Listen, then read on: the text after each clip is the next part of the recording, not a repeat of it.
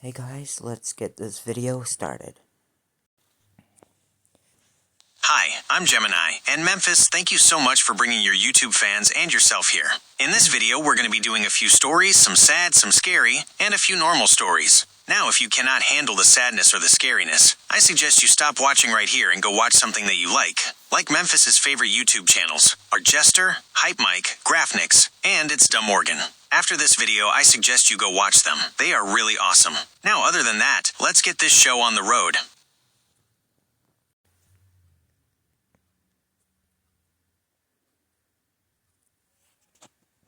The last letter. Sarah had always been a writer.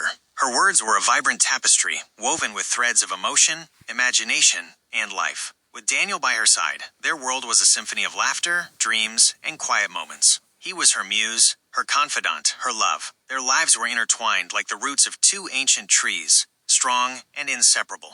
But then, tragedy struck. A car accident, a moment of careless fate, and Daniel was gone.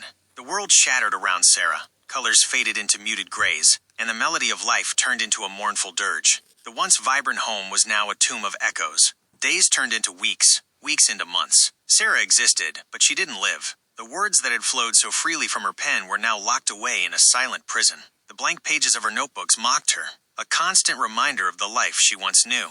One evening, as a cold wind howled outside, she found herself drawn to an old, worn notebook. It was a place where she and Daniel had shared their hopes, fears, and dreams. As she turned the pages, her fingers trembled. A letter, unfinished, lay open. It was addressed to her, in Daniel's handwriting. "My dearest Sarah," it began, "I may not be here to finish this letter, but I want you to know how much you mean to me. You are the sunshine that breaks through the darkest clouds. Your love is the steady heartbeat of my world. Promise me you will continue to write, to laugh, to live. Your story is far from over, my love. Find joy in the world around you, and know that I am always with you, in every word you write, in every breath you take." Tears blurred her vision as she finished reading. The words were a bittersweet symphony of love and loss. Daniel's love, she realized, was not a fading memory, but a living, breathing force. It was a testament to their enduring connection, a bridge between the world of the living and the realm of the departed. With a trembling hand, she picked up a pen. The blank page stretched before her, a daunting expanse. But within her, a flicker of hope ignited. Perhaps, just perhaps, she could find the courage to write again. Not to replace Daniel, but to honor his memory, to give voice to the love that still burned within her. Would you like to hear another story? Now on to the scary one. Now I asked Gemini to do a scary story featuring the Wendigo. Let's get started.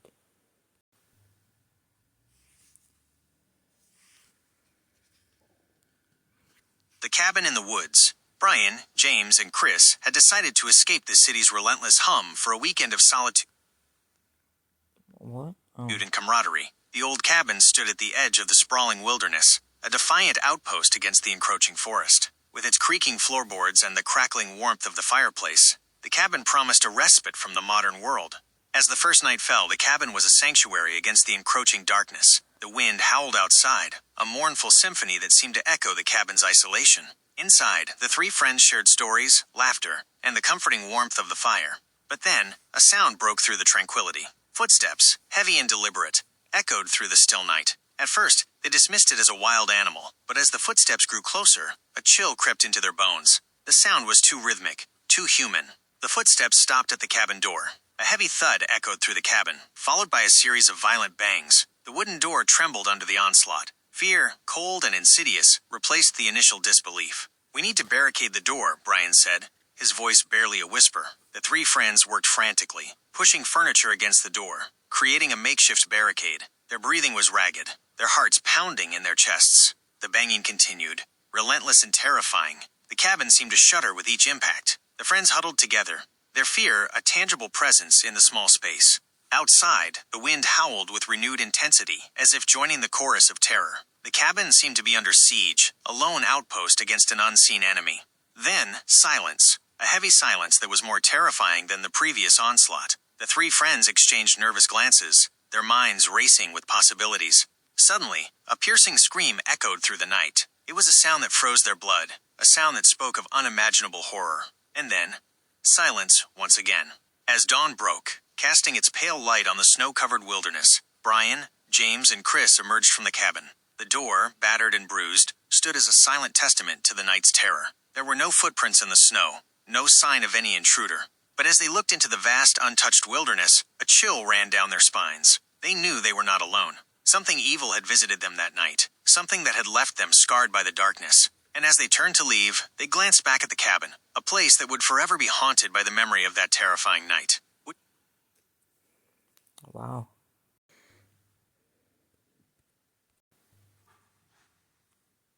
Hey guys, welcome back to my YouTube channel. In this video, we're doing a 3 a.m. challenge. Hit that like and subscribe button, and I'll do more 3 a.m. challenges. I'm not gonna lie, I'm pretty nervous about this one. I've heard some crazy stories about this place. It's said to be one of the most haunted asylums in the entire state. People claim to have seen shadows, heard whispers, and even felt icy cold spots. But hey, that's what makes it exciting, right?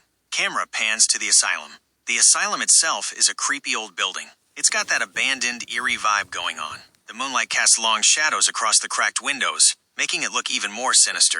I've got all my gear with me, flashlight, camera, EMF detector, and a whole bunch of other spooky gadgets. Let's see what we can uncover. Memphis takes a deep breath and enters the asylum. Alright, here we go. It's colder in here than I expected. The air is stale and musty. I can hear the echo of my footsteps, which is kinda creepy. Let's see what's around the corner. Camera follows Memphis as he explores the asylum. Okay, so far, nothing too crazy. Just a lot of old, dusty furniture and broken equipment. But you never know, right? This place has a history of strange occurrences. I'm keeping my eyes peeled. A sudden gust of wind blows through the asylum. Did you hear that? It sounded like something just moved. Maybe it's just the wind, but it gave me chills. I'm starting to feel a little uneasy.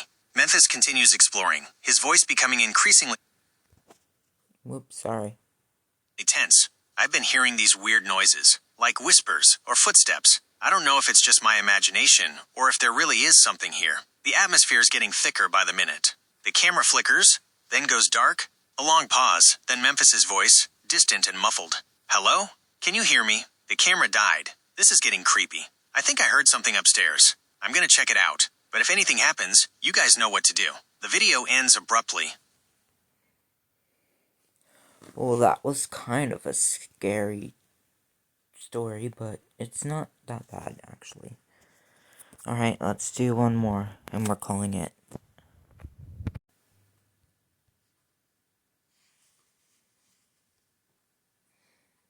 A day like no other. The morning started like any other for the 118. Buck was nursing a fresh cup of coffee, his mind still half asleep. Eddie was already in gear, his focus sharp, his heart ready for the day's challenges. Athena was briefing her team, her voice a steady anchor in the chaotic world of law enforcement. And Maddie, her heart a constant balance of empathy and efficiency, was fielding calls, her voice a lifeline for those in distress. But this day was different. A massive earthquake hit Los Angeles. A cataclysmic event that transformed the city into a war zone. Buildings crumbled, roads ruptured, and lives hung in the balance. The 118 found themselves at the epicenter of chaos, their skills pushed to the limit. Buck, ever the daredevil, found himself trapped under rubble, the weight of concrete crushing his hope. Eddie, fueled by adrenaline and a father's instinct, led a rescue team to save his trapped friend. Athena, her mind racing with strategies, coordinated the city's response, her voice a beacon of calm in the storm. And Maddie, her heart heavy with fear for her loved ones, worked tirelessly to dispatch help to those in need. As the day wore on, the team faced one harrowing rescue after another. They pulled survivors from the wreckage, provided medical care in the field, and held people together in the face of unimaginable terror. The city was a battlefield, and they were its unsung heroes. But amidst the chaos, personal tragedies unfolded. A family lost their home, a child was separated from their parents, and countless lives were forever changed. The team, while focused on their duties, couldn't help but be affected by the human suffering around them. As the sun began to set, casting a long, somber shadow over the city, the 118 gathered at the firehouse, exhausted but unbroken. They shared stories of survival, of courage, and of loss. In the face of such devastation, they found solace in their shared mission and the unbreakable bond that tied them together. Would you like to continue? Wow, that was a good story. They're all pretty good. Now, this little bit that I'm about to show you is only intended for viewers 13 and up. It's scary, and it will make you children scared. So, I recommend you guys not watching it. I'm about to show you what the Wendigo sounds like.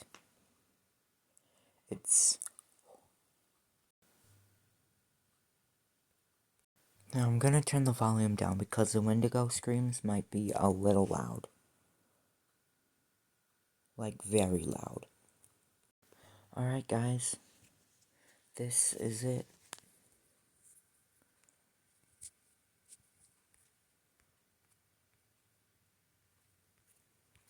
Now, if you guys can't watch this, if you guys are too scared, you can leave. Yeah. If you guys can't handle this, then I suggest you stop watching right here.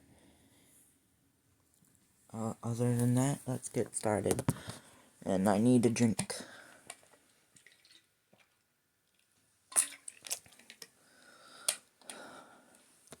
Alright, here we go.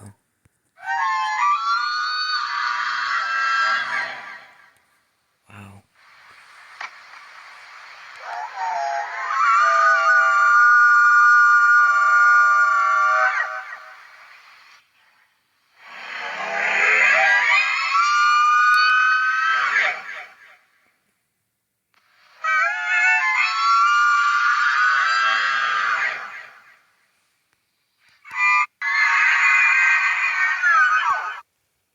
Wow. Let's try another one.